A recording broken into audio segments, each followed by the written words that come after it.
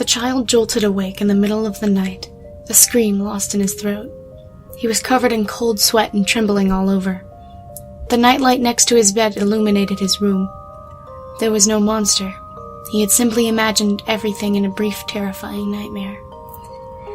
His hand reached through the darkness and pulled the cord to his lamp. The bulb flashed on and his room was liberated from the darkness.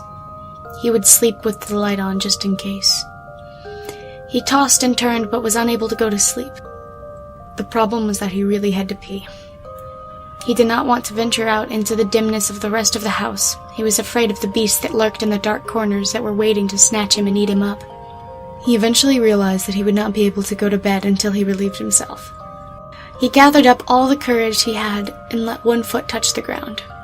He screwed up his eyes, waiting for a molted green hand to come out from under his bed and grab his ankle, but it never came. He let his other foot touch the ground before making his way to the door and opening it slowly.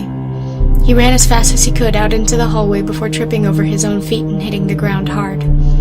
He scrambled up and regained his footing, turning to face the ogres of the night. They were nowhere to be seen. They must have blended in with the darkness. The bathroom was at the end of the hall. He was almost there. Suddenly, something furry brushed against his leg.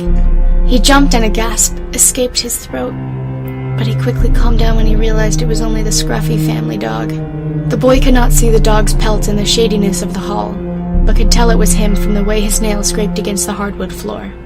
The boy stopped for a moment before scratching his dog behind his thin, crumpled ears. The boy noticed that there were many scabs on the back of the dog's head. The dog panted with pleasure and licked the boy's hand. Scruffy's saliva was unusually thick. The moonlight shining in through the window illuminated the dog's yellowish-green eyes. The dog seemed to be limping slightly, as if it had recently suffered an injury to its leg. Deciding to tend to Scruffy in the morning, the boy continued on to the bathroom. The dog brushed past him and made his way into the master bedroom, and the boy heard the dog jumping onto the bed of his mother and father. The boy at long last made his way to the bathroom and was finally able to relieve himself. He went back to his own room with a sense of satisfaction over having beaten his fear. The next morning, something unusual happened. The boy's parents had not awoken him.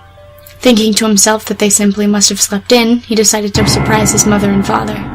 He sneaked into their room like a ninja and hopped onto their bed with a yell. To his astonishment, they did not get up.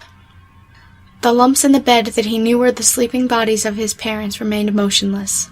He noticed that the bed was covered in white dog hairs.